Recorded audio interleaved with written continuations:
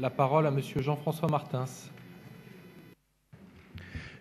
Oui, Monsieur le maire, chers collègues, à l'issue du Grenelle, il faut reconnaître qu'il y a quelques mesures et quelques initiatives qu'il convient de saluer. La création et l'appel à projet pour ces zones d'action prioritaire pour l'air en est une. Et le fait que la ville de Paris ait répondu favorablement à cet appel à projet est également une très bonne nouvelle. Il me semble que la capitale a vocation à être innovante et précurseur sur ces sujets de protection de l'air. Cependant, j'ai eu une première surprise à la lecture de cette délibération puisque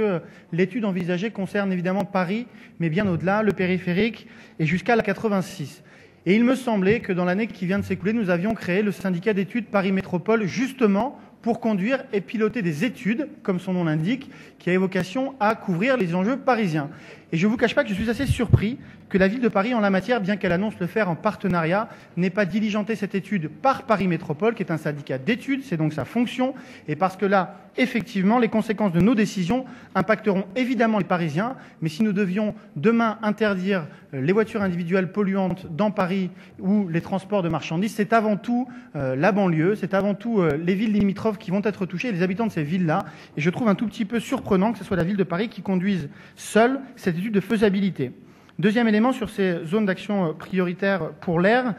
il me semble que sur la réduction de l'émission de particules fines, et M. Vaugelin a assez bien souligné les problèmes et les enjeux qui étaient ici posés, notamment les enjeux de santé publique propres à cette question. Un certain nombre d'enjeux n'ont pas été traités, je pense notamment à la réduction de la vitesse en ville qui devrait nécessairement faire partie des enjeux de la réduction de la pollution atmosphérique, et notamment je pense à un dispositif que le maire de Paris n'a pas évoqué malheureusement hier dans sa communication sur les mobilités, et notamment la question des zones de 15 km/h qui avaient été expérimentées à Paris et pour lesquelles, malheureusement, aujourd'hui, on ne s'intéresse plus alors qu'elles pourraient être une option. Le deuxième élément qui me semble être particulièrement manquant dans cette question est qu'il n'y a pas de dissociation assez lourde dans la voiture individuelle polluante. Elles sont toutes traitées au même titre, alors que typiquement l'autopartage et le covoiturage devraient faire l'objet de dispositions particulières, car elles permettent parfois 1, 2, 3, 4 personnes de partager une production de CO2 qui est la même. Et donc on peut reconnaître que ça fait partie plutôt des initiatives vertueuses qui devront s'astreindre d'éventuelles interdictions ou d'éventuels coûts supplémentaires. Dernier élément qui me paraît nécessaire, c'est que si demain nous devions interdire ou augmenter un certain nombre de pénalisations financières pour les véhicules polluants, nous ne pouvons pas le faire et il est exclu de le faire sans offrir d'autres options aux gens. Comme nous l'avons fait quand nous supprimons un certain nombre de voies routières, nous faisons en sorte que l'offre de transport public qui devra compenser la dissuasion que les modifications routières vont engendrer, nous n'avons pas sur cette délibération les options envisagées pour offrir